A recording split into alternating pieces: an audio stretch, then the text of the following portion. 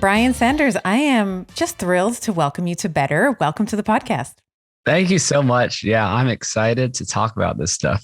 Yeah, and I reached out to you over Instagram. I've been following you for a while. You have a very strong meme game. And I wanted to talk about some of the issues that you post about quite frequently around more of like a ancestral or sapien diet, how we have some of the mixed messaging around meat, which we're going to talk about today, and some of the bad science really that we've been exposed to as a population and how that's really influenced policy and of course the decision of the populace. So before we get into all that, I'm really, really excited. I thought it would be useful for my listeners if they are not familiar with your work, not familiar with you, to give us a little backstory. I mean, when you come to this kind of work, which is wrought with controversy.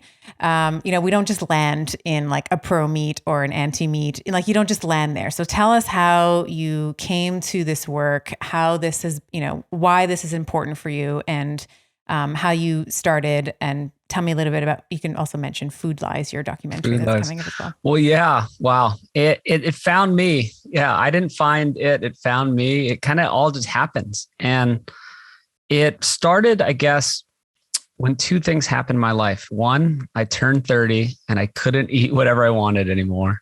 A lot of people might have that same experience where, you grow up in your teens and 20s and it doesn't really matter what you eat, for some people at least. And then it does all of a sudden. So I had to, take a look at what I was eating and how can I not get fat, right? I was always a fit, active person, yet I was growing around the midsection. And also the sad side of the story is around that same time, I lost both of my parents. And so they were following the food pyramid, which we'll bring up. They were doing all the right things, supposedly, and they both succumbed to chronic disease that is just normal in today's society, right? Two things are normal. One is we just expect to get overweight. It's like when you hit 30, it's like, oh, wow, yeah, dad bod. That's so funny. You have like a belly. It's so cute. No, it's not. It's a sign of disease. It's a sign of insulin resistance. And then two is we just expect to be on medications and get chronic diseases. And we expect that this is what happens. And this is because everyone I know is on medications and have disease. And that's just how it should be.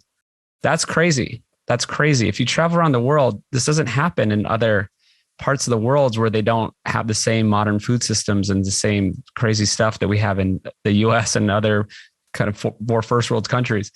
So you have to understand that this isn't normal. It's hard because if that's all you see, it becomes normal, right? Because everywhere you look, it's just like, oh, of course, this is just what it is like to be a modern American. And yeah, you need to open your eyes to that's not true. Really opened my eyes to all that. Didn't want to fall to the same fate as my parents. And then I started making my film called Food Lies. So it's been a 4-year journey. So it's been an 8-year journey of my own health and research and reading books and going to conferences and, doing all these things. But 4 years, it's been full time. When I started making the film, just researching things, interviewing top scientists and doctors around the world on film and on my podcast, Peak Human. And that's kind of my story. Yeah. I guess a little more about me. I grew up in Hawaii. We had a good life. We were eating natural, we were cooking our own foods. It wasn't like we were just going to McDonald's and all that stuff. And my parents weren't obese. They just had the classic belly, or you kind of have this insulin resistance that goes undiagnosed, which is another thing we could talk about, is how no one's checking for this stuff. You're not checking like fasting insulin levels and all this stuff. I mean, it's hard. Yeah. Doctors don't know about it. The tests are expensive. It's a little bit harder to do. A lot of this stuff just goes undiagnosed, right? Even the CDC, who I don't like taking health information from these big global, and well, CDC is not global, but I'm thinking of the WHO and the UN stuff. These big organizations, they even admit that 8 out of 10 people with pre-diabetes don't even know it. So they put this out. 8 out of 10 people with pre-diabetes don't even know it. And there's also a study that came out that showed 88% of Americans are not metabolically healthy. And this is just our normal society. So again, we were following the rules. We weren't going to McDonald's. It was a big treat to go out to eat. We were eating the low fat products and the low fat dairy and all the bread and the pasta and doing all these things. And they still ended up with Alzheimer's and cancer. And these are these chronic diseases that we don't have to live with. What I've found is that it's not normal in human life, that you can go to different parts of the world. You can look at other cultures. You can look at other times of history. We did not get these, yet they're normal today. And if you change your diet and lifestyle, you can not be doomed genetically, right? It's not that just because my family had these things doesn't mean that I'm going to get them. It's what I've found. And I've changed my life. I've lost 3 to 4 pant sizes since then. So I'm looking way better at 38 than I did at 28. I've gotten rid of so many things like allergies and joint pain and acid reflux and inflammation in my joint. All these type of things that I was just living with went away by doing some simple changes in my life. So that's when I started to really decide I need to do something on a bigger level, and going back to the Food Lies film. So that's what I decided to just quit my job, go all in on the film. And that's what I've been doing ever since. It's interesting because when you say things like arthritis and joint pain and reflux and maybe insomnia, and you have like your 1 or 2 pant sizes, these are nebulous enough that they can be dismissed, usually in the allopathic model, where it's like, well, it's aging. You mentioned it as well with, your parents and with society at large. We sort of say, well, that's what happens. It's common, and this is, one of the reasons why this podcast exists is to really nail that lie in the coffin that it deserves to lie in, because it's absolutely not, it might be common. It is absolutely not normal.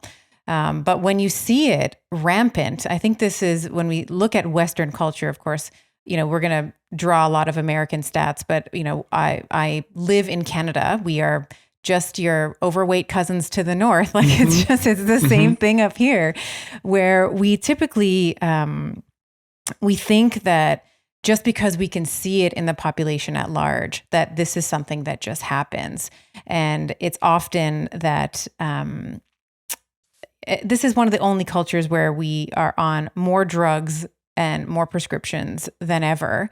And the patient is usually blamed. Like you mentioned genetics, right? It's like, oh, it's your genetics. You're ApoE3/4. Like you're destined to get Alzheimer's, or 3/3. It's just what happens. And of course we know, and we've had Alzheimer's experts here on the podcast, Dr. Dale Bredesen. We've spoken to Dom D'Agostino, like many experts in terms of how we can actually change the macronutrient composition of the diet, how we can incorporate fasting, some of these ancient, maybe more, we'll call them more ancient wisdom, if you will, that has been lost today. And in some ways even, demonized, like, oh, fasting, that's like an eating disorder. Like if you're not eating from the moment that you wake up to the moment that you must have some sort of eating disorder. And I've had friends who've written books about fasting, and they get like all in the comments on Amazon, this is an eating disorder book. And it's like, please, this is what humans have done from the beginning of time. So let's talk a little bit about our ancestors and some of the misconceptions that we have about them. Because I think sometimes when we look at, we're going to talk about, your the sapien diet and sort of more of an ancestral type of eating. And I think that some of the critique around ancestral or Paleolithic type of eating is like, oh, well, these people didn't live like most women died in childbirth. And like these women didn't, these people didn't live past 30 or 40 anyway. So what are some of the misconceptions that we have about our ancestors in terms of the way that they ate, the quality of their life, and how they lived? Yeah, it's a good place to start. And I like looking into all this from all sides. I think part of my job is to look at things from all sides, or I've given myself that job, is because there's a lot of different camps. And I don't like to go in any camp. Like even the paleo is a camp. So I don't believe in all of paleo just because like, oh, we can't eat dairy because paleo people didn't have dairy. Well, that's not true for one thing. And also you can eat raw dairy. It's like, there's more context to this. If you can eat some like unpasteurized, like good A2 dairy, right? So there's a lot of context here. So part of that context is just because ancient humans did something doesn't necessarily make it true, which is also interesting. So I'm not just like, oh, okay, well, we need to go back to caves and we need to just eat exactly like them and that's it. It's like, no, they had ancient wisdom and humans are genius, really. If you think about how smart we are now with all our computers, we were just as smart back then. We just didn't have the computers. It was all stored up here. It was all in the brain. We were smart with our surroundings. We knew our nature. We knew the environment. We knew how to gain food and nutrition and live and hunt. That's how we use all our brain power. And so there's so much ancient wisdom there, but then also we have modern science. So then maybe something that we did wasn't right. We can now know that. It's great. I hate cherry picking, but I love it in a certain way. When we get to cherry pick what's the best from our past and then what's the best from what we know from modern science, and then we can combine those and now we can have the best possible way to live. So like fasting is a great example of, I mean, I just went to Africa actually to visit some hunter-gatherer tribes for the film. They weren't eating all the time. They didn't have, a grocery store. They went out and got food. We met them. We went with a Hadza for 3 days and 3 different sort of variations of hunts. One was like an actual 8 to 10 hour hunt where we pretty much just held them back the whole time. But we tried. we kind of kept up. But they went out to get food, and then they would come back and eat it, and then they would didn't have food for a while. And this is very obvious that, they didn't have the whole foods with the 37 million, cornucopia of fruits and vegetables shipped in from around the world. So part of the story is that humans, we developed a certain way. So it's not just that we evolved because to eat meat, it's we evolved because we ate meat, right? This powered our brain size. And I say meat as sort of a colloquial term for animal foods, right? It's all parts of the animal, any animal, could be seafood, it could be anything, is what humans ate for so long. That part of the thing is the time scales. You got to look at the time scales, how many millions of years it took us to go from primates to humans. And what drove those changes? It was eating animal foods. It was getting better access to higher quality nutrition. And this is hard because in society, animal foods are demonized. And it's really, really hard for me to just operate and do social media and just deal with all the trolls and all these commenters, like you're saying with the fasting commenters. I mean, all I get is commenters of just parroting this mainstream idea that meat is bad and that plants are magical. And it was kind of the opposite. I don't have a problem with plant foods.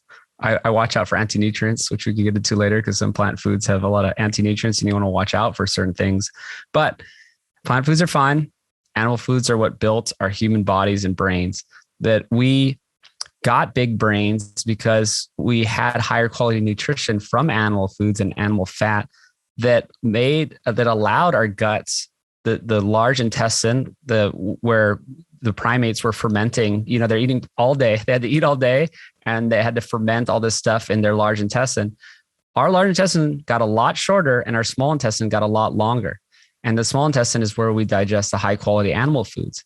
So now that allowed, it's called the expensive tissue hypothesis, that allowed our brains to get so big. So we had more energy to use for our big brains. And there's all kinds of theories on why our brains grew that include, hunting and social behavior and communication and all this other stuff. But by getting higher quality animal nutrition, it allowed our small intestines to grow, our large intestines to shrink, our brains to get bigger. Our whole bodies are built around animal nutrition. So you don't have to be a carnivore like some of my buddies, like Sean Baker, these guys that Paul Saladino that are into, but we are built for eating animal foods. And the scientific record shows that. I interview a lot of top archaeologists, paleoanthropologists, all kinds of people around the world. They actually can show a decline once we stopped eating as many animal foods and started doing agriculture. And you can look at the remains of a human pre-agriculture, post-agriculture, the one after agriculture, when we started eating all these grains and relying on more, just, I'd say empty calories, we got shorter, our brains got smaller, we had more disease. You can see that even in the bones and in the teeth. Life got worse. So really, the plant-based paradigm is sort of at odds with the actual story of evolution in the human body. And I'll throw in two more quick things because you could go on forever about this stuff. But even the acidity of the human stomach, the pH of our stomach is very low. It's 1.5. If you look at the research, we're right at a possum, which is another scavenger, and we're right in between eagles and hawks and falcons. So eagles and these are scavenging birds. They have 1.3 to 1.8 is their pH. Ours is a 1.5. So most scientists agree this is because we were in the very earliest days, 3 to 4 million years ago, scavenging carcasses and eating sort of rotting meat and getting what we could. And actually, some of our best nutrition was from when we developed our first tools, the rock, to crack open bones and get the bone marrow, crack open skulls to get the brain. This is what was left over when all the other animals picked through it. So being human is eating animal foods. We were built for it. Our stomachs are built for it. Our bodies are built for it. Our brains were built from doing this. And you mentioned the age. So that's the other thing. We did not die at 35. Humans don't just keel over and die at 35, especially when they're eating natural foods. You look at anyone around the world these days that's still eating natural foods, like certain societies that kind of just are outside of society more and don't eat the modern foods. They can live up to 100, 110. There's people who lived up to 120. I've talked to some great scientists that say there's absolutely no reason we didn't live to 120 back then. Like, we were eating natural foods. We had clean water. We had clean air. Why wouldn't we? We know now that humans could live this long. And yes, that we have some modern advancements like technology, but some of these people, or healthcare technology, some of these people who live that long they're not propped up by the medical system. Like, a lot of these people just live a long time because they're so healthy and because they don't maybe get all the medical system interventions. So also there's just the classic story of the infant mortality. It is most people died before the age of 5, actually. So in childbirth, they die or just not making it to the age of 5. So if you have most of your deaths happening before the age of 5, then of course your average age could be 35 years old where they die, but that's not when people die. Well, the mean is different from the mode, right? Like, mean and mode is very different. I'm glad you said that because I looked up a study for the film, and the mode, which is the most common age of death for the modern hunter-gatherers that we can now study, is between 70 and 78, 79 or 78. So the most common age of death for these certain people we can study that live like our ancestors did is between 70 and 78. It's not 35.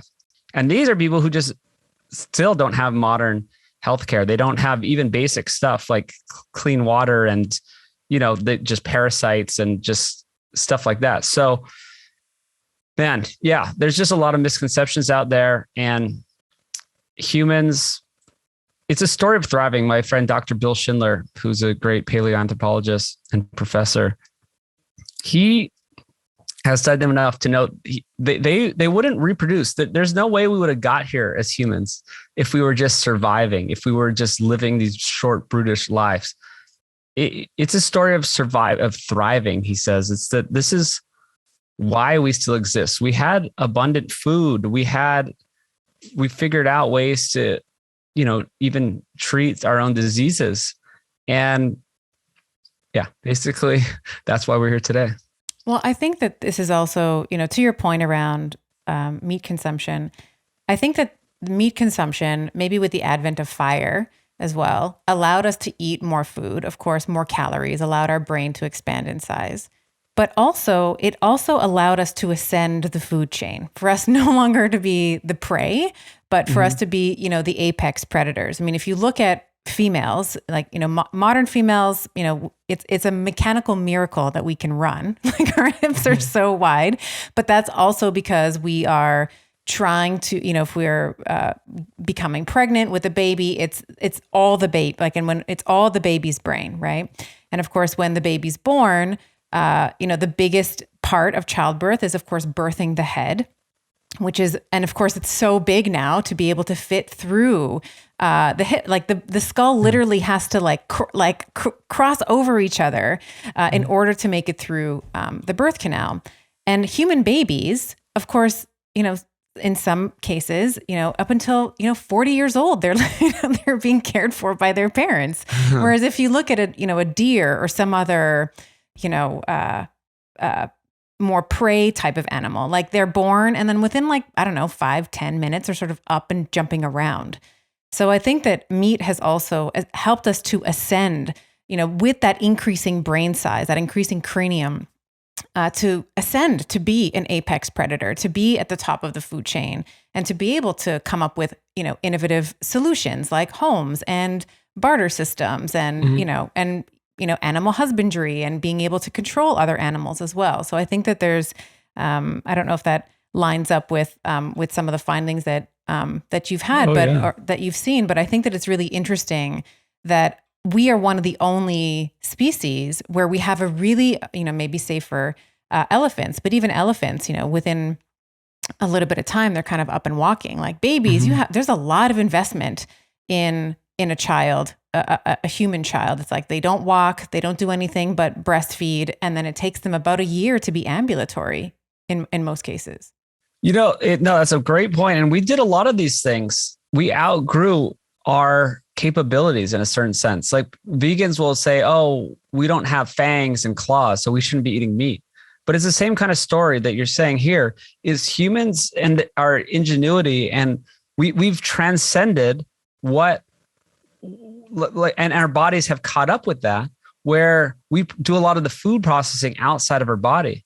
So yes, we don't have fangs, but that doesn't mean we weren't eating a ton of animal foods. And actually, I forgot one study. We look at the stable isotope of nitrogen, and you could see that we were on the top of the food chain. We were the apex predators by the amount of protein we ate, by the stable isotopes of nitrogen that we could still test for. So we did this by processing food outside the body. We developed spears and knives and axes, and we could throw rocks, and we could ferment food. We could ferment plant foods so that it became more bioavailable and more nutrient dense, and provide us more calories. We could cook food. We could do so many things. Just even cutting food into smaller pieces is helping us gain more nutrition from it. So all these things that we've done have helped us gain that higher quality nutrition that all helped us become human and get these large brains. And we kind of like peaked out at like how big our brains could get by, what's physically possible to give birth. Yeah.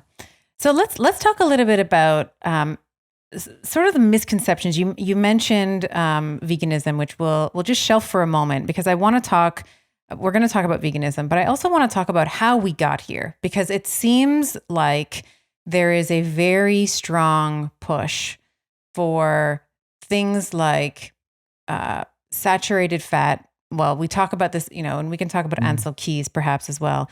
I want to talk a little bit about bad science, like how we got here. And there's sort of these persistent myths. Saturated fat is bad. Salt is bad. Meat is, I remember, I think it was the WHO classified, I think it was bacon as like a class 2 carcinogen. Yeah. Class 2, thank you. Class 2 carcinogen. How did we get here?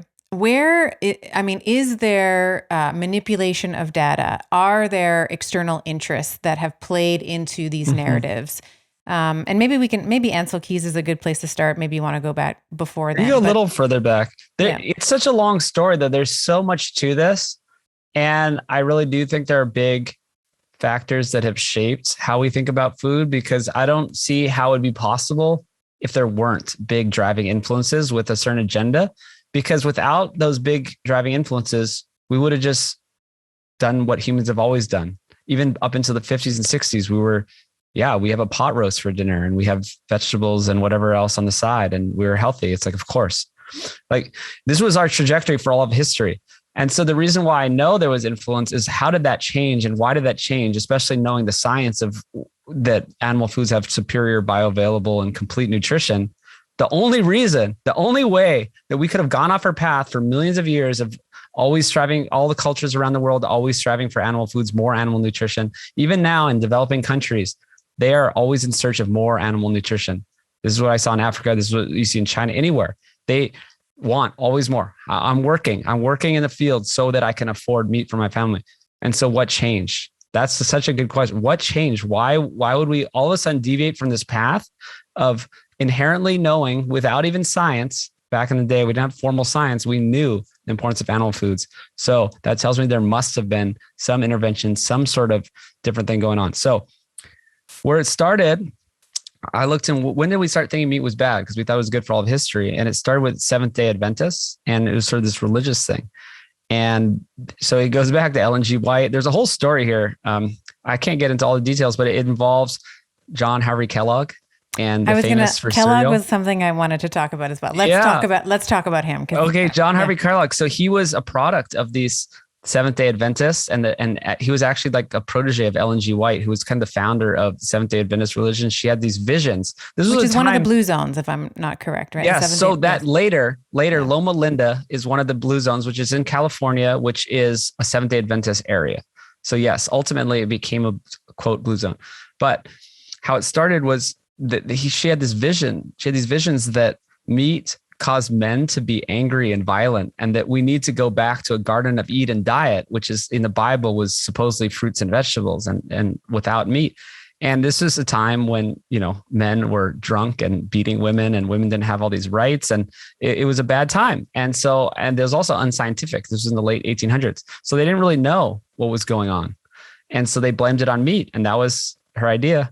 And that's kind of what this whole Seventh-day Adventist religion was based on. And then John Harvey Kellogg was indoctrinated as a young boy in all this stuff. And he went on to make all the breakfast cereals, and even had this thing called the sanitarium, where he'd try to heal people. One thing's being masturbation. He thought that eating very bland foods like these unsweetened, like oat and like grain and cornflake type cereals, that would help make you pure and not have sexual desires. And part of going to the sanitarium was this cleanse of like, you're going to go here and cleanse yourself of your sins and your sexual desires. And part of which, if I may add, was for women, when they were trying to, when he was trying to help women stop masturbating, was to put carbolic acid directly onto that female's clitoris, with the idea of trying to move her away from sexual pleasure, because of course there's acid on her genitals now. So how is that ever going to feel good?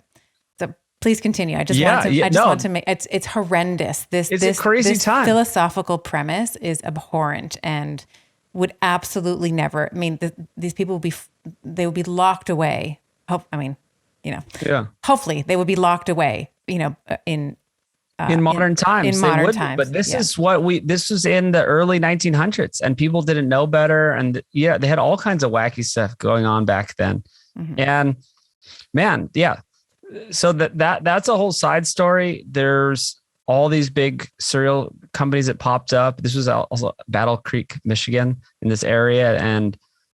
And ever since then, actually, the Seventh-day Adventists have had major influence on the world and nutrition. And they actually fund a lot of the nutrition studies. They put out many textbooks. They have many radio shows and programs, especially in Australia too. There's this Dietetics Institute, whatever it's called, in Australia and some of these other countries. It's all Seventh-day Adventists. They have huge money and huge influence. And this is what's perpetuating a lot of these myths around nutrition. And they put out pamphlets, and if you go online in Australia to, in your doctor system, whatever it's called, the EHR, the health record system, mm-hmm.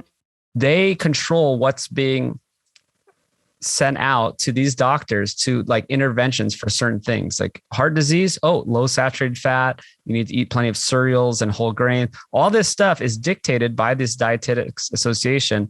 That's really a Seventh-day Adventist association. So that's a whole rabbit hole. Dr. Gary Fettke and his wife, Belinda, actually do a lot of work on that. If people want to look that up, it's Gary and Belinda Fettke, Fettke. I interviewed them both for the film, and they put out great content, do podcasts on this and all that type of stuff.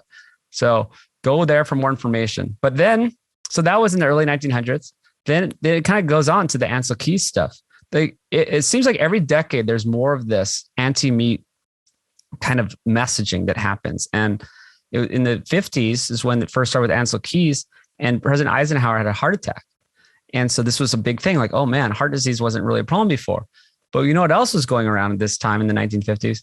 People are smoking in elevators. They're smoking in cars. They got their baby in the back seat. They're smoking cigarettes. The whole car is filled with, everyone's smoking. And we also got all these new things like margarine, Crisco, all the new vegetable But 3 oil. out of 4 doctors recommend Camel. Doctors recommend cigarettes, and they recommend fake processed oils instead of butter. Can't believe it's not butter, Crisco, all this stuff. This came about in this time period. They're first invented Procter & Gamble 1914, 1917, somewhere 1912, somewhere around there. And they started rolling out in a big way, 50s, 60s, all these advertising campaigns. So it's 40s even. So it's no wonder we started having heart disease. We had more people smoking. It was insane smoking, insane amount of these processed oils and trans fats, and more processed foods too, right? This was the beginning of TV dinners and all this type of stuff.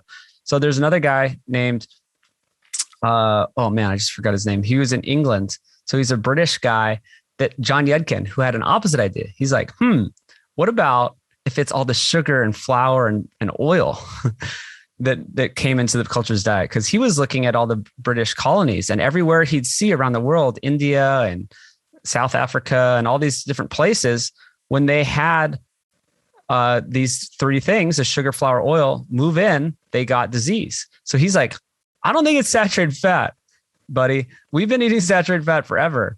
What if it's these 3 new ingredients that seem to, whenever they come into a society and they get modernized and they get trade and they start, trading their natural foods for sacks of sugar and flour and buckets of oil, then they get sick. Wouldn't that make more sense? And Ancel Keys, he was a domineering personality. He basically won this sort of debate, and famously used 7 countries, epidemiology. He looked at 22 countries actually, and he looked at how much saturated fat they ate and the cholesterol and their heart disease. So he threw out all the ones that didn't fit, but chose the 7 that did. And so then he had this nice little line. It's like, oh, see, the more saturated fat they eat, the more heart disease. And everyone in the US was like, okay, let's go with this. And you can get more into like motivations and why they chose that, because all the big companies that, and all these lobbyists that were even around back then were making all the money off the foods with the sugar, the refined grains, and the vegetable oils in them. So I don't think it's great if we blame it on them. We could blame it on meat, where meat is, an expensive thing that a lot of people don't make a lot of money on, right? There's not like big brands of meat that people can make a lot of money off of. There's not a big profit margin in whole foods. So really, I think it's a lot of this story is about the lobbyists and the money and the advertising and the who can fund the studies of who has the profit. And the profit has always been in the processing. That's one of my little taglines. The profit's in the processing. You can get like 10 cents worth of ingredients and make it into Lucky Charms, and you can sell it for $5 a box. You're trying to sell eggs. I have my company nose to tail. I try to sell meat to people. There's no profit margin, right? You try to sell eggs. It's like, okay, it took me $3 worth of labor and time to grow these eggs, and now I can sell it for $3.50. And the nurturing of the chicken. Everything about it. Yeah. Feeding caring from. So it's like, okay, it cost me $3 to make these eggs, and I can sell them for $3.50. And then we got Lucky Charms. It takes 10 cents of subsidized corn wheat and oil and whatnot to make it, and you sell it for $5. Everyone knows where the profit is. I hope everyone's seen these diagrams of all the food companies that own everything. These webs of Kraft, Heinz, just every single company you've ever heard of is owned by all these big companies that just make all the processed foods and make all the money. Right? It's not like there's, oh man, the guy who makes eggs, that guy's a trillionaire. No one. There's this is not how it works. Yeah. So you can follow the story from there. It's really a story about money. And there's the Rockefellers in there as well. With the God, Rockefeller. Yeah. Rockefeller medicine. You can look that up online. There's a little documentary about Rockefeller medicine and just how they've kind of dictated how the medical system works. And basically any natural doctors or natural homeopaths or, anything they used to be called were smeared. They invented the term quack to basically discredit anyone who wasn't doing. I'm a chiropractor. Very well. I know this story very well. One of my mentors. He started practicing in the 60s, And of course, same thing, called him quack. This was like the time where like, you know, the Supreme Court, like the chiropractors took the AMA to the Supreme Court. And so he actually built a pond in the front of his home and put ducks in there. And he's like, so anytime anyone walks by and is like, there's a quack, it's like, yep, right there, right with the ducks. Yeah. So I love that. Well, okay. So yeah, so I guess I could wrap that up. So yes, there's big money, there's big influence, like the Rockefellers that funds all kinds of different initiatives and funds medical programs and schools and textbooks and all this type of stuff. And it's pretty obvious, you know, how that money works. People understand capitalism. It's just everyone's trying to make a buck, and the systems are continued that way. So as you get into the 60s, 70s, that, you know, it turns into the food pyramid.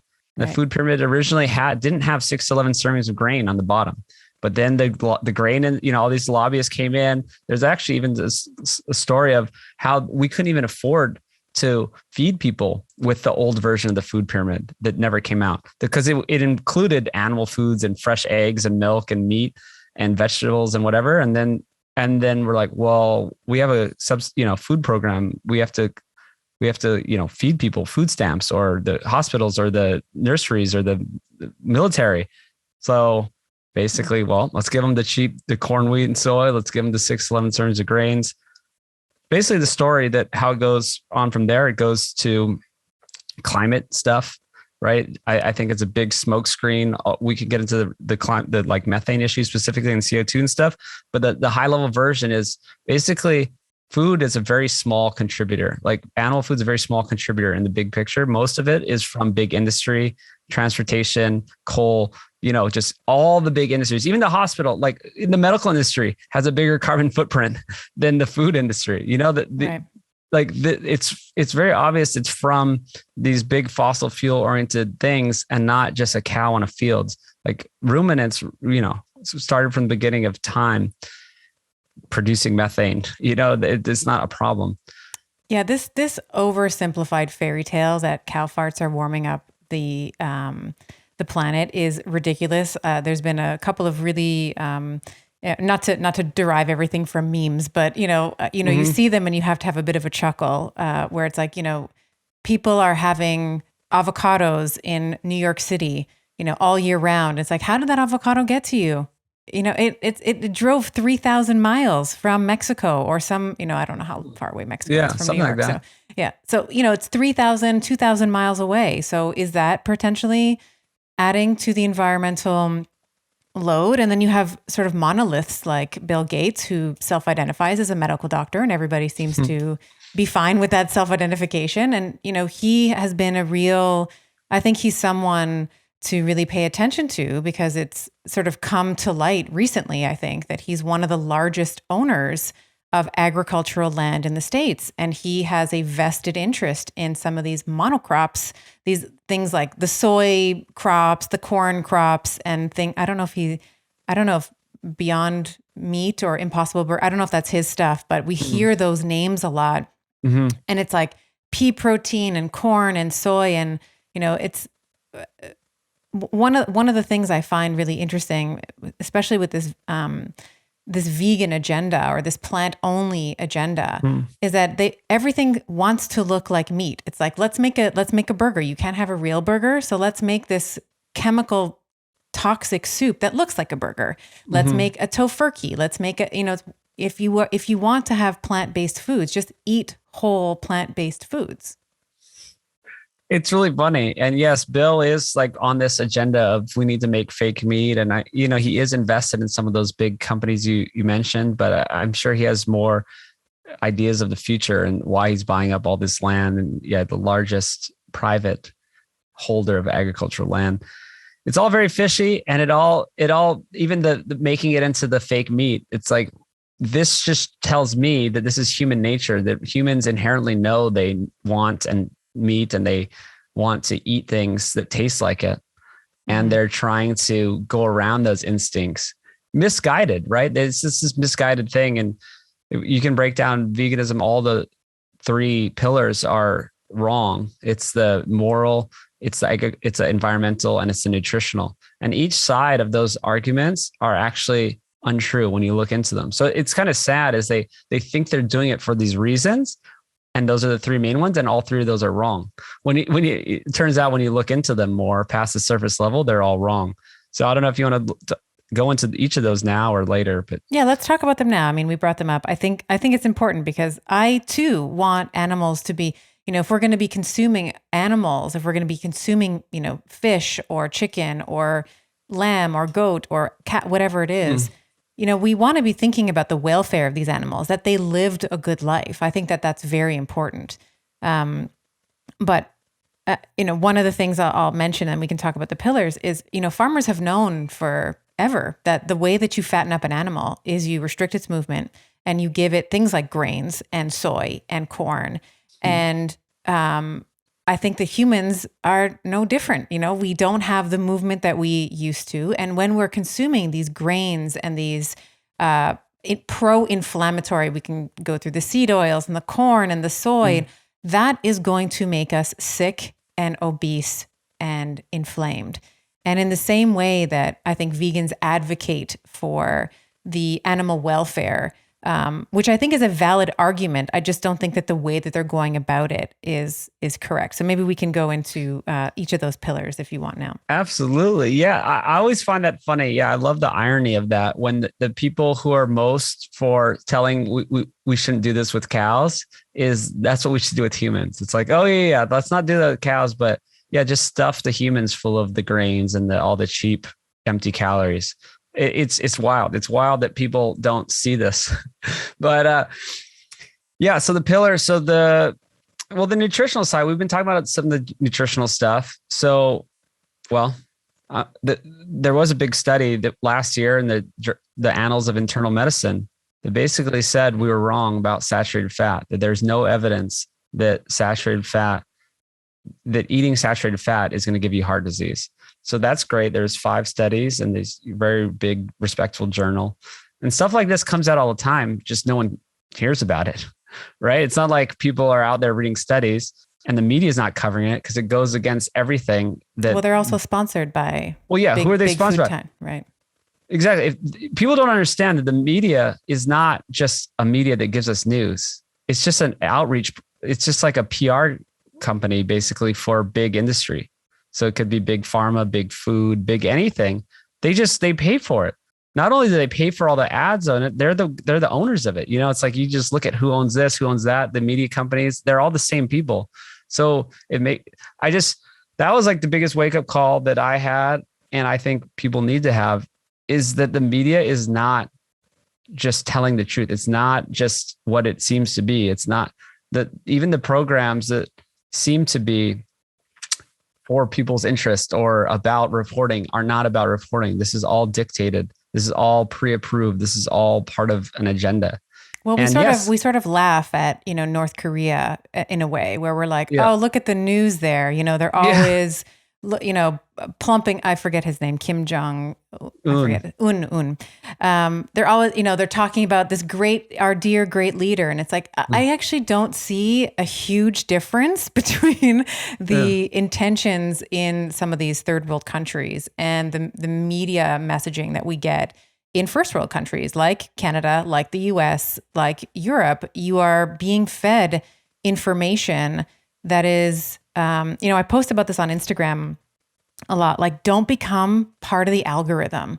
The algorithm you look at, if I forget that it might be The Social Experiment was the Netflix documentary where they were talking about some of these Instagram and Facebook employees talking about how they actually are monetizing your attention and your time, that we are actually the products. When something is free, you are the product.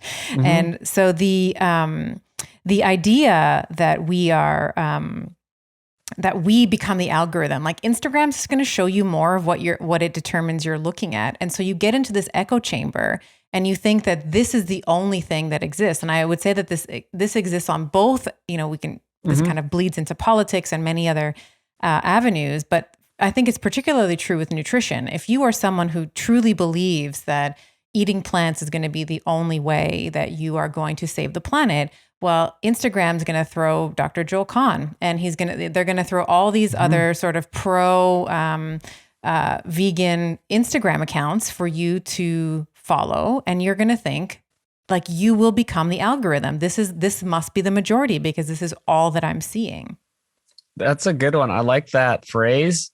And I think the only difference between the third world countries and the US is the third world countries know that it's propaganda and they know the government isn't there to help us. And Americans and Canadians and some other English speaking nations don't realize that. That's what I've learned. I just went to Mexico recently and talking to locals, and they know that the government's corrupt and that the government isn't there, that it's not their friend. It's not there to help them. They 100% know the government's there to get money, that they're just there to get money. They're not going to. Yeah. And then the funny thing is they just laugh at Americans, and I'd put in Canadians and Australians and British as well. Y'all just don't know. It's the same thing. It's just you guys don't understand it. You guys have all the citizens that just believe that the government's there for their own good and that all these things are for their own good.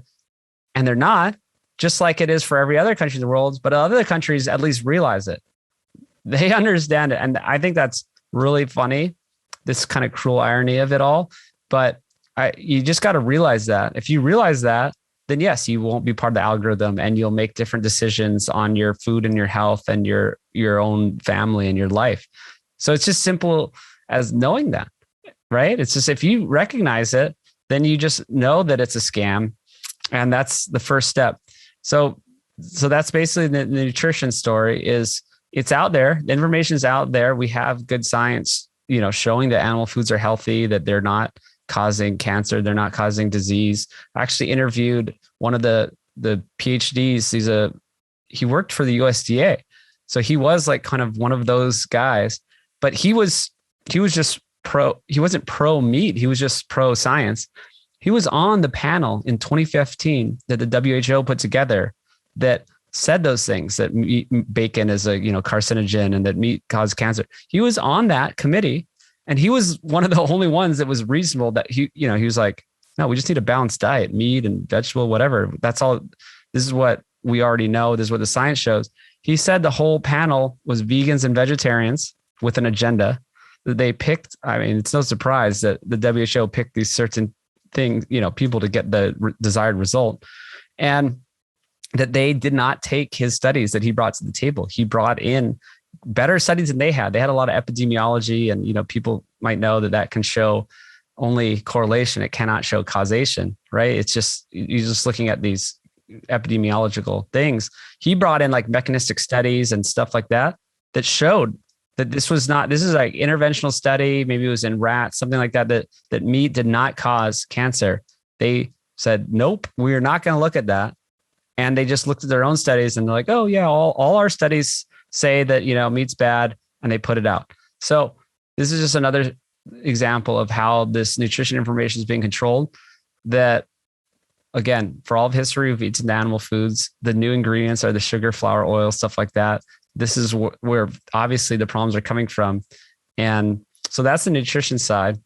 The environmental side is something we started getting into already. Yeah. Where, I mean, you could go on forever about the environmental side. I'll skip to the moral side real quick. The moral side is there's animal deaths no matter what type of food you eat. And maybe people don't know this, or I think vegans don't want to know this, is how many animals die growing crops, growing plant foods. There are millions of animals that die. They're just smaller animals. So it's like, do vegans care about certain animals more than others? Because there's mice and rodents and ground nesting squirrels and baby deer and all kinds of animals and birds that get killed. And the fish that get the runoff. Yeah. Get the runoff through every step of it, from just clearing the land that destroys entire ecosystems to make these monocrops, to actually getting harvested and chopped up in combines, to starving to death once the field is harvested and all of their food source disappears. Now all these animals starve to death. This is something I didn't know about until recently, until I started visiting ranchers and talking to farmers. It's like, yeah, there's millions. In Australia, this guy was like millions of dead mice and all these smaller animals that starve to death. Instead, a cow, you can feed a person, you can feed a lot of people with one cow, and they get a bolt to the head and are don't even know what happened. They're dead. But then there's millions of animals that have to starve to death to grow the corn, soy, wheat, whatever. So death is part of life. I think a lot of the problem is people are, especially the vegans, are disconnected from this whole process. They're usually in cities. They usually don't understand, the food system or nature system, that there's a circle of life and that for something to live, something must die. So, I mean, you could go on forever about that. The moral side, it just doesn't work. And then you're left with the environmental. I had Rob Wolf on the podcast, and we were talking about his book, Sacred Cow. Mm-hmm. And one of the things that he said, which I thought was profound, was that in some countries, women are legally unable to own real estate. They're not able to own land, and they can own but they can own livestock. So it is, in some countries, the sole way that these women provide for their families, how they obtain social status, and how they feed their children. And so if you have this, Eurocentric, call it white, North American, cis white gender, idea that everyone everywhere should be vegan, I think that it's overly simplistic. And of course, some of the terrain that these women, if you think about the Middle East, for example, some of the terrain that these women inhabit, they're rocky, they're grasslands, they're hilly. They can't do anything other than raise goat and sheep and camels and, and be able to trade those or barter those, or maybe it's money or whatever. They can't have monocrops like soy and corn there. But they can raise animals. Not to all the things that you've been talking about with nutrition and environmental, this sort of the chemical fertilizer model is the only way to go. This vegan model is, I think, oversimplistic. And in this specific instance, after, he said he was talking about, some of these countries, the only way that women actually survive is through animal husbandry. I was like, well, to be vegan, to think that there's one diet, like this veganism is right for everybody, is just sexist in this way, because we're not accounting for some of the socioeconomic and societal changes and norms that are not native to the US or Canada or most of Europe. That's a great point. And I pulled another stat from, again, one of these big world organizations that I maybe don't even agree with, but they said the poorest billion people rely on animals the most. Think about that. The poorest billion people in the world rely on animals. This is like their way of living. It's exactly what you just said. This is their way of living. I saw this firsthand in Africa. Their one cow that they had was their one good source of nutrition for the day. Yes, they had to rely on ugali, which is the corn flour, and they would just grind it up and have water and just have this porridge of corn flour and water. And if they didn't have their cow, they would die, because that corn flour and water is not going to sustain you long term. Like, you will die, you have malnutrition and die.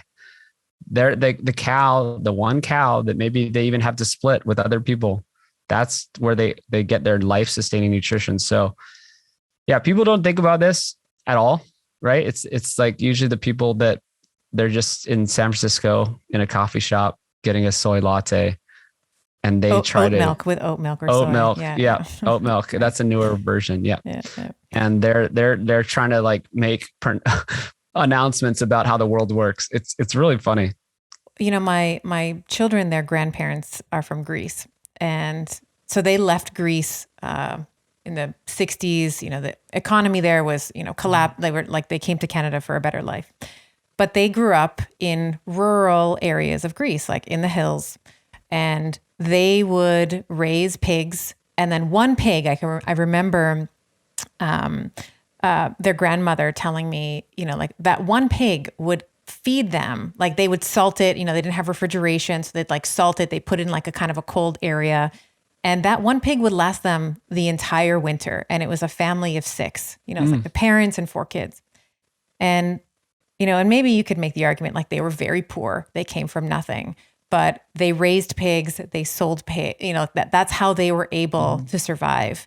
some of the winters and be able to barter. They had chickens and stuff. So they trade chickens for this and, they trade, whatever it is that they were trying to, whatever they needed. And I think that, like this, I have friends that are in San Francisco that I'm thinking of right now, and I have, mad love for them. Not necessarily vegan, but I think that in the app, and there's a whole other conversation here around, sort of this idea that nutrition has become like religious, like this religious, almost cult-like, root word of culture, cult. And sometimes when we, and maybe this is a slightly different topic, I just want to share with you and sort of see what you think.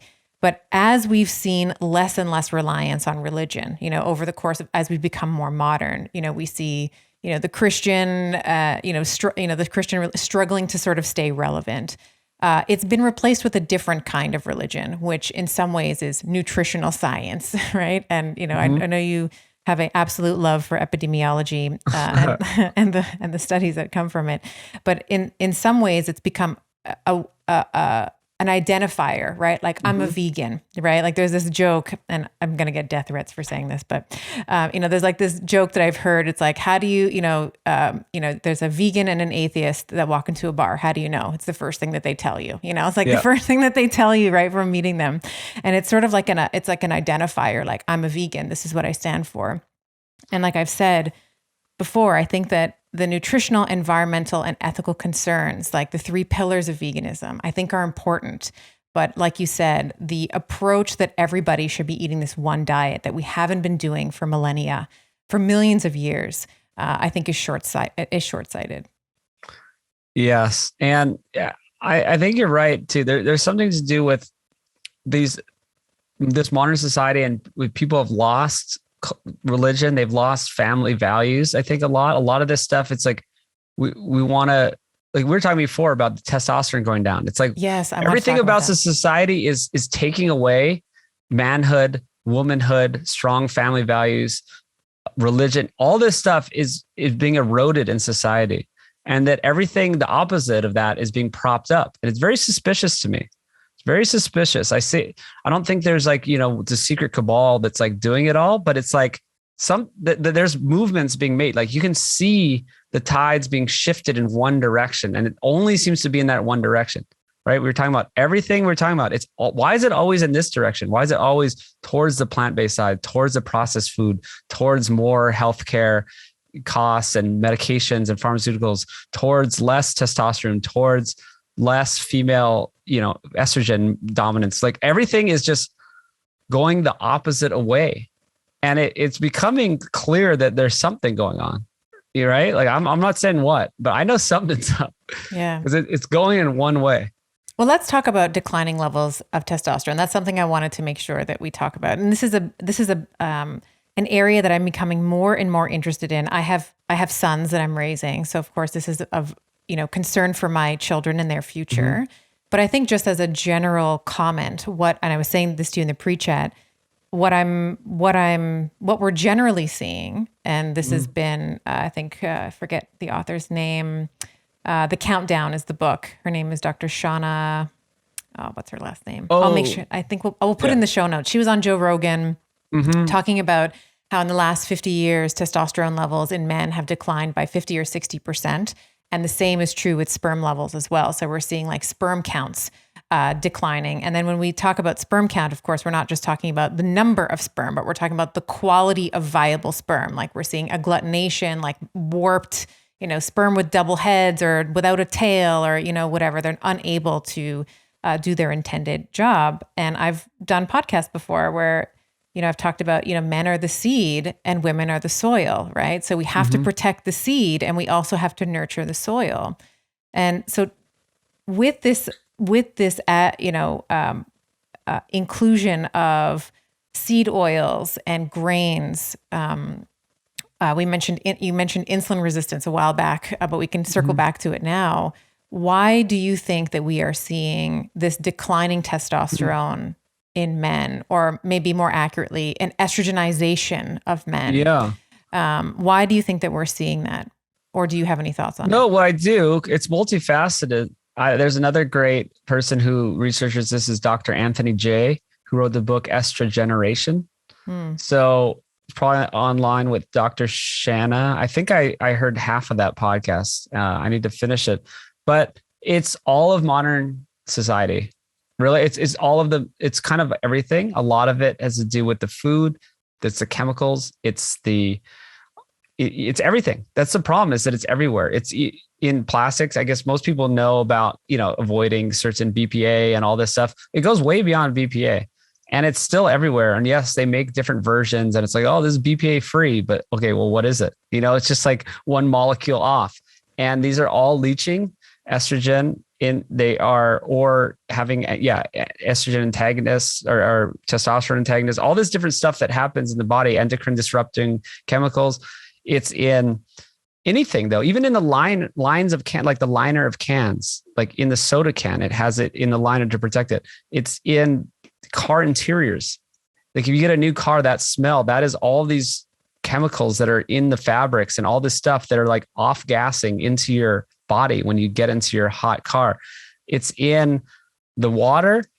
It's in the foods you eat.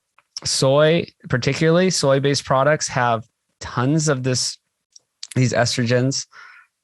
Everything about our society. So, I mean, I don't even know what to really do. I know Sean Baker likes to call them soy boys, which I think is really, but it makes sense. It's like people are headed that way. It's like there is this feminization happening because of the way we live. So the best thing to do, is to start being aware of all of them. And you have to start using different kinds of pans and not using, you don't heat things up in plastic. And hopefully, people know some of this stuff or you've talked about on other episodes. But one of the biggest things you can do, is change the diet, because what you eat is going to be a huge factor. If you think of the volume of food that goes into your body, that's a big determinant of what happens with your hormones and what happens. Your body has to process all those foods. And so, if you're eating these if you're eating all these like fake soy products and refined grains and all these different seed oils, these all basically are affecting you and your hormones. So the best way to counteract that is to stop eating them. And it actually makes a big difference pretty quickly. And also I'd say men or women too, get out there and lift some heavy weights, like do some exercise. Like there's a lot of good research on boosting, not only avoiding estrogen and different things that will, lower your testosterone, but ways to actively gain and produce more testosterone, like, ancestral living, getting out there, doing things. And I would say that often the low testosterone rarely has anything to do with the testosterone. Like I had a friend reach out to me recently and was like, okay, my T is like testosterone's low. I'm going to start taking supplementation. Like when should I do it? And I was like, well, why don't we actually let's look at your fasting insulin levels. Let's look at your environment, as you were saying, the EDC, endocrine disrupting chemicals. Let's look at your movement. Like what does your NEAT look like? What's your non-exercise activity therm? How many steps are you getting per day? And you just said lift heavy weights. Yes, when men and women lift heavy shit. Like if you want metabolic health, you're not going to, and for the ladies, you're not going to get bulky. I promise. I lift heavy weights. I'm not bulky. Lifting weights, metabolic health, yes. But the other thing that lifting weights does, which I think is often really underemphasized, is the impact that it has on your mental health and your mental resilience and your ability to do hard things when it's uncomfortable. I realize I'm getting on my soapbox, so I'm gonna step down. I love it. I'm gonna step down. But I think that when you face the weights, what's going to be like. I did legs this morning, like destroyed my legs. Like tomorrow, stairs is not going to be a good thing. But I know that helps it helps me do hard things in my business. It helps me as a mother. It helps me as a parent. It helps me in every aspect of my life. Because it is, just like the name suggests, it's training your resistance. And you have world events like a pandemic where we've seen mental health like just in the tube. And I think that if we we're able to go all in on something. I mean, if there's one thing, hopefully if there's two things you're taking away from this conversation, it's eat meat, at least sometimes, and lift weights, because those, and kind of coming back to this idea of testosterone in men, I often talk about, there's two ways that you build muscle, in the gym and in the kitchen, right? So you build muscle in the gym, you tear apart the muscle, you rip up the fibers, the sarcomeres heal afterwards. But you can also create with a protein bolus like meat. You can also initiate muscle protein synthesis, which is just naturally going to increase your testosterone as a male or a female, because you require testosterone to maintain those muscles. So with that, okay, I promise I'm done now. I love it. Just lift weight. It's everything though. It helps you metabolically, it helps you mentally, but it's even just signaling to your body to get bigger, that you're strong, that you're powerful, that boosting testosterone, all this stuff, boosting your confidence, everything about it is good. So we'll leave it at that. That's a big one. Yeah. So I just want to touch on meat consumption, protein consumption, and this restricting mTOR. So this growth pathway, which is activated by protein, as an anti-aging strategy. And this kind of comes back to the Seventh-day Adventist. It comes back to sort of the blue zones and sort of the research of Walter Longo and others, where they talk about part of the reason why some of these blue zones, we have populations that reach centenarian status, supercentenarian status, is because they are restricting their protein. And there's two things that confuse me about it, and I would love for you to comment on both. The first is, as we age, if you're not doing anything like resistance training, you become naturally more sarcopenic. It's like use it or lose it, right? And the muscle itself becomes more anabolically resistant as we age. So you actually need more protein to overcome that resistance, to drive that muscle growth. So that's always been a point of confusion for me. And the second thing is that I don't know that you can pull apart the restricted protein from the other benefits that these communities all have, which is a very strong sense of community. They are always sitting together and having their meals. They have a low level of activity. They walk, like you go to, I believe it's Sardinia, or maybe it's not Sardinia. It's Sardinia. I think it is. Or Icaria might be part of it. In Greece, yeah. So they're up and down the mountains all day. Yeah. Like you have 90-year-olds that are tending to goats, and so I feel like potentially some of the confounding research in their study, where they say, oh, it's because they have a lot of lentils, or they have a lot of pasta, or they don't have a lot of meat-based proteins. The mental resilience and the inflammation spectrum that they have is potentially attenuated because they have support from their community. They feel like they belong somewhere, and they have other anti-inflammatory inputs like low-level activity all day long. It's 100% correct on both of those. And my good friend Mary, who I went to Mexico with, has been traveling to different blue zones and debunking them. So I think you're very correct that there's way more confounding factors. And yes, she's witnessed them, these 80, 90-year-old people tromping up and down the mountains. They're going up these stairs just to get down to the market and back every day. They have a sense of purpose. Community is great, like you said, but even a purpose, like where they're not just retired and they just do nothing. They're still there going out and cooking for their family, or, they're involved in the family life. And that isn't so much here. We stick people in like nursing homes and stuff like that. So of course, like why would you live a long time if you're stuffed in some nursing home? So, but what Mary's doing, and I'm trying to go to some of these blue zones as well, but partly is showing that they do eat a lot of meat. Part of the blue zone studies are wrong. It's Dan Buettner wrote the book, and he had this vegetarian agenda, and it's been debunked by many, many people. You can just Google, blue zones debunked. You'll find tons of articles about, well, one of them, he went and visited them during Lent. He went and visited I think it might have been the Icaria during the month that they didn't eat meat. the 1 month that they took off for Lent, and then he's like, oh, wow, no one's eating meat here.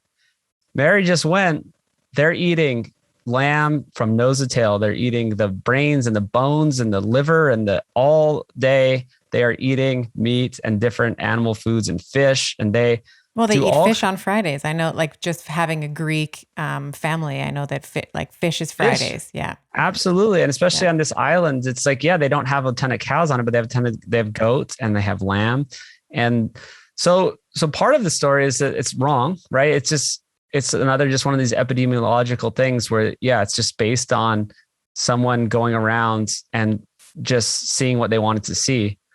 Partly it's because of all the things you mentioned is they have such good lifestyle factors with the movement and the community. Part of it is that they're eating whole foods. And it's sunny where they live. Oh, sunny. Everything about it. Yeah. Sunny, beautiful. Yeah. But they're eating whole foods too. It's like, I actually don't have a problem with any type of diet if it's based on whole foods. You don't have to eat tons of meat every day. Yes. But it doesn't matter. Like they are getting enough protein. Even in Okinawa, it's like billed as this like total plant-based thing in the Okinawans, and they're part of the Blue Zones. Well, you look at the Okinawans, they regard pork as a longevity food. They eat pork. It's a special food to them that they eat as often as possible. And they eat tons of fish. They have tons of seafood. So maybe it's not meat, but they are getting lots of animal protein. And, they're eating sweet potatoes. So the traditional Okinawan diet would be sweet potatoes, not rice, actually. It's just one of these sweet potatoes, vegetables, seafood, and some pork. And so, that's a perfectly good diet with a good amount of protein. So a lot of that stuff is sort of debunked. Then we talk about the more scientific, the mTOR stuff, and like this Walter Longo. And I really have a problem with him. And David Sinclair is a little bit on the same page as this like kind of plant-based slant towards the like aging research. And I read a great book called Eat Like the Animals. So it's another thing we wanted to talk about is protein leverage hypothesis. Yes. Is Robbenheimer and Simpson, is these two scientists that did a lot of the research they discovered the protein leverage hypothesis. And they actually wrote about how great protein is, especially they said for, pregnant women, for children, teens growing up, and for old people. They're like, protein is amazing. Protein is great. Another thing, like you were saying, that it's harder to keep your muscle mass when you're older. It's also harder to digest protein when you're older. You lose some of the enzymes that help you digest the protein. So you actually need more protein just to get the same amount of protein as you did when you're younger. So anyone who's saying otherwise is wrong. It's insane. Old people need more protein. And so going back to these two researchers, so they admit how amazing protein is for mothers and young people and old people. It's illegal, somehow, I think, to be vegan. Isn't it illegal to raise your children at some countries? Oh, in certain countries, yes, absolutely. Britain, certain countries, yes. Yeah. And kids are dying out there in sometimes from being vegan. So okay. So these scientists, it's great for everyone. Protein's great for all the younger periods of your life, for growth periods like being pregnant, for bodybuilders, people know, and for old people. Yet somehow they say it's bad for just middle-aged people, which is just absurd to begin with. But what I found out is another nutrition nerd named Marty Kendall kind of dug deep into the research that they did. This is what Walter Longo, I think, is basing a lot of his thoughts on, is this research, right? This is a lot of the protein research is done by these two scientists. And what he found out was they actually kind of falsified their data, that they based this all on these rodent studies. And what was happening is they threw out a whole bunch of data of all these mice that died on the very low protein diet. So think about that for a second, because how you do science is not throw out data, especially not data that basically shows that low protein is bad. So they just had all these mice die from a low protein diet. They threw it out. They didn't include it in their analysis. And then they came to the conclusion that protein is good in all these times, but not good for middle age, right? So they somehow concluded that protein wasn't good in your middle age, and that's why you should avoid it. And that, kind of led to this mTOR. So by throwing out garbage, so you get the statistically significant, the p-value is less than 0.05, and then you get just imagine that, like that, how significant that data is that they threw out. The low protein diet killed the malnutrition to the point of death that these animals, these mice had. And so this guy, Marty Kendall, I think you can look it up. It's like Eat Like the Animals, Marty Kendall. And you could see he put all this information together. When he put the information back in, and we put that data back in, there was no downside to protein, basically. So I also like to think about it like mTOR. What raises mTOR? Maybe protein does raise mTOR, but wait a second, maybe that's a good thing. It's not always good to do anything all the time, right? It's not good you can't lift weights all day, every day. Your body would like deteriorate. You would have no time to recover. You can't drink all the water in the world. You drown. People die of hypernatremia, I think it's called. So if you don't want mTOR all the time, but you do need mTOR because yes, it is a stimulating growth hormone. And that's a good thing if you're doing it correctly and strategically. And so there's two sides of the story. One side is that it can be good in certain doses. So if I'm going to go lift weights, I'm going to go I do actually push day and pull day instead of like leg day. So my push day is going to be all my push exercises today. And I'm going to eat a bunch of steak, right? I'm going to eat some steak and some fat and whatever else. And I'm in a growth mode, right? I'm ready to grow my muscle. I don't want to be sarcopenic. I don't want to end up with low muscle mass and waste away in old age. So I'm going to build muscle. So for those few hours, I'm in growth mode. I'm lifting weights and I'm eating protein. And then I'm not for a while. And then I will again. I'm not eating like tons of protein all day, every day. Maybe bodybuilders do that, but I think they might be sacrificing their longevity a little bit. But I think these guys know that, right? They're taking steroids. They're doing all kinds of stuff. Yeah. If you ask them, hey, you're going to die 10 years earlier, they're like, yeah, so what? I'm gigantic and I'm winning competitions.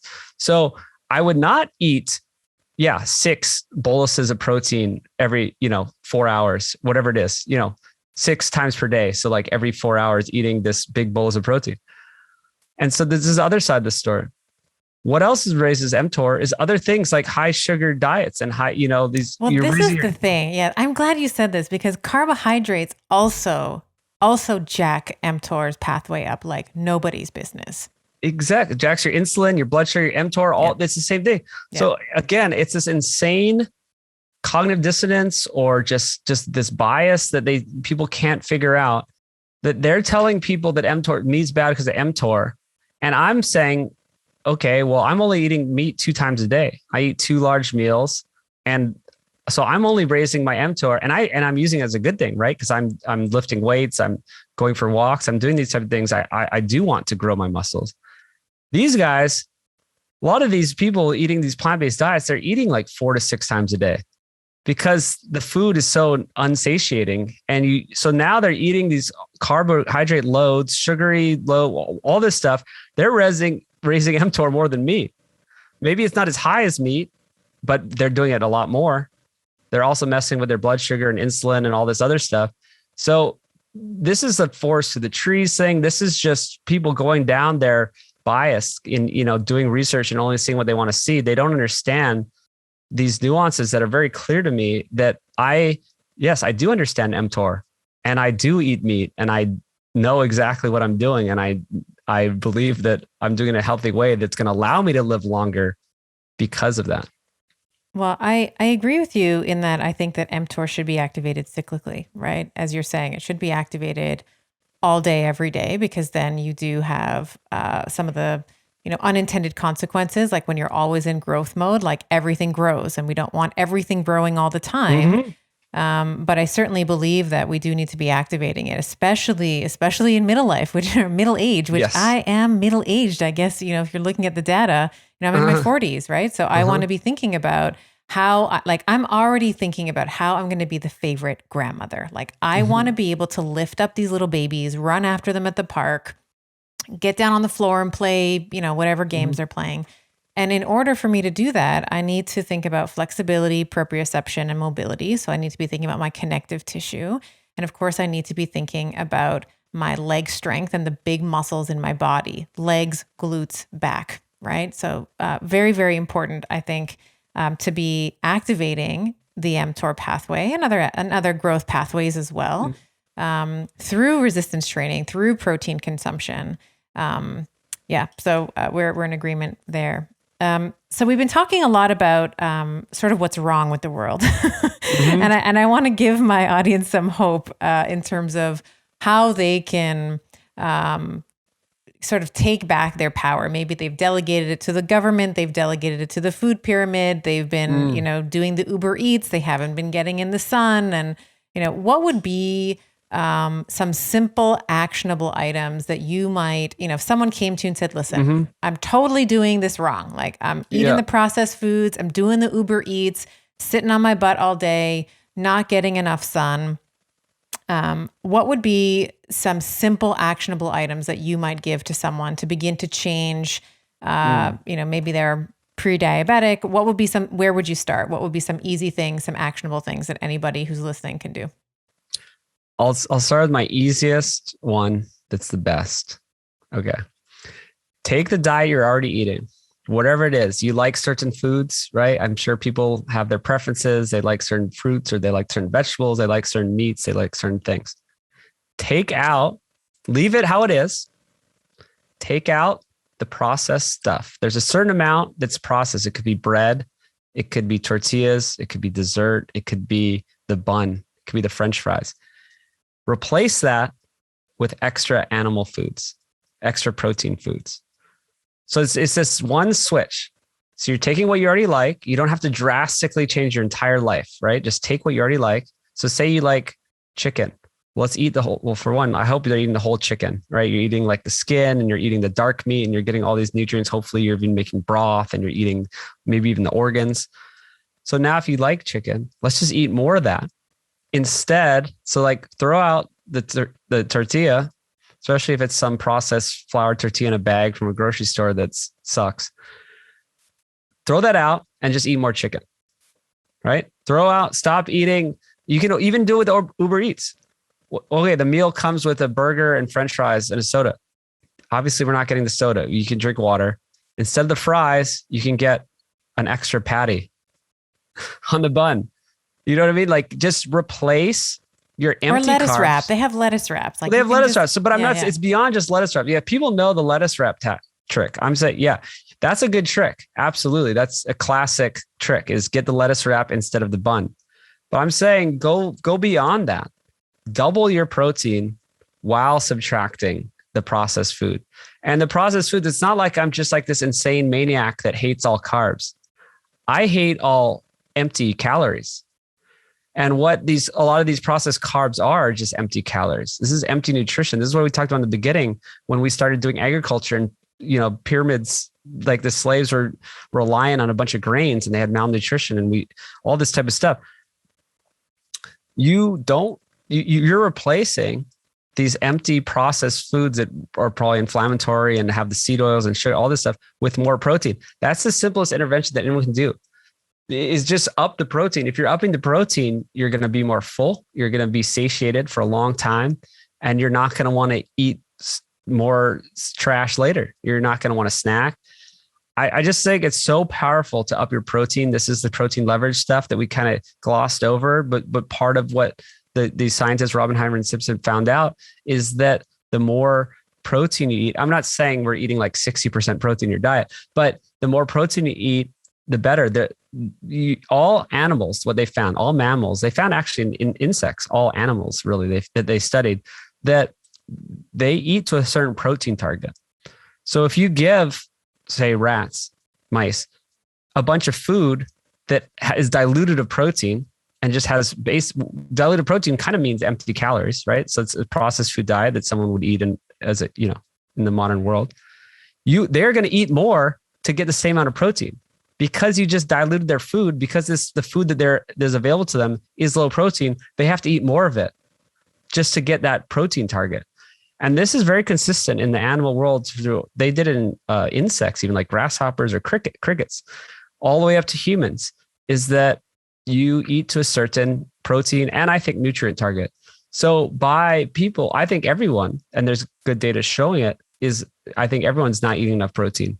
Our proteins went down, from about 15% to 12.5%, I think it is, over the last 40 years, something like that, as a whole. And what that does is now you have to eat more to get the same amount of protein and nutrients. And therefore, you can explain the entire obesity epidemic with just the fact that as a world, we lowered our protein intake.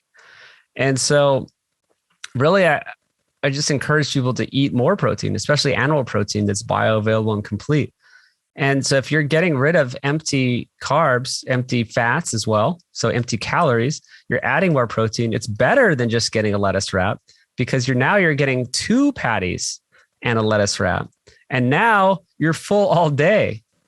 This is it's a hard concept for some people because dieting culture is usually based around feeling hungry and having small meals, restriction. I'm saying lean into meals and protein and fat and feeling satiated. And I've seen so much success. I work with a doctor. We work with Dr. Gary and stuff at Sapien and seen this a million times, not a million times. That's a huge exaggeration, but all across the board, all walks of life, all nationalities, all ages. If you start eating more protein, you start eating fewer meals, you're full for longer, you stop snacking, you stop eating, you just naturally start eating better.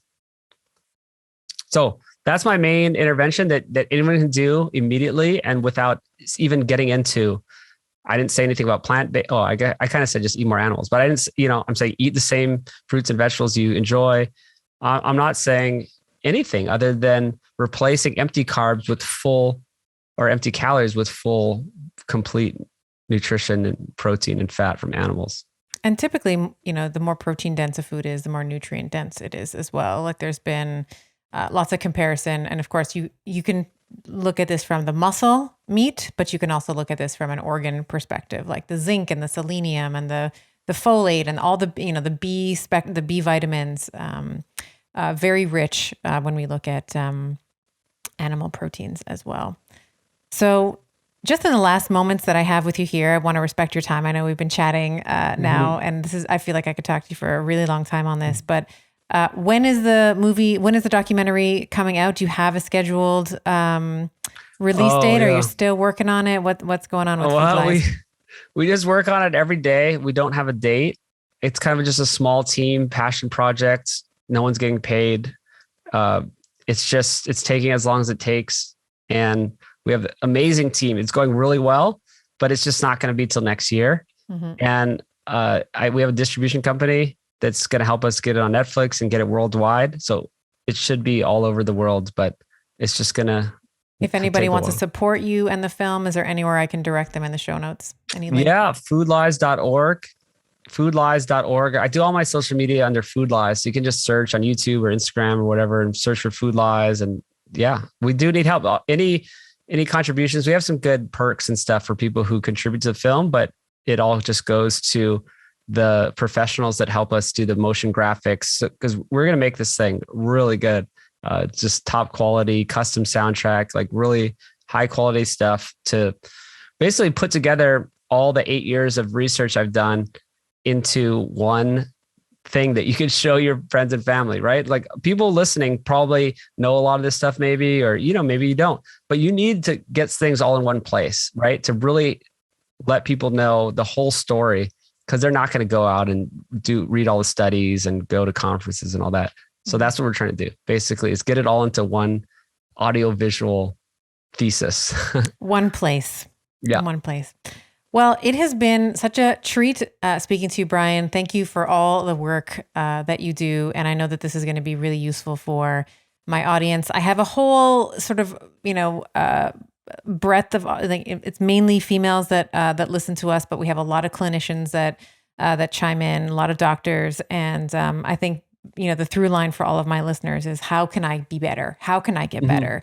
And really love the actionable items that you shared, and hope that this is going to be illuminating for many. Well, Stephanie, thank you so much.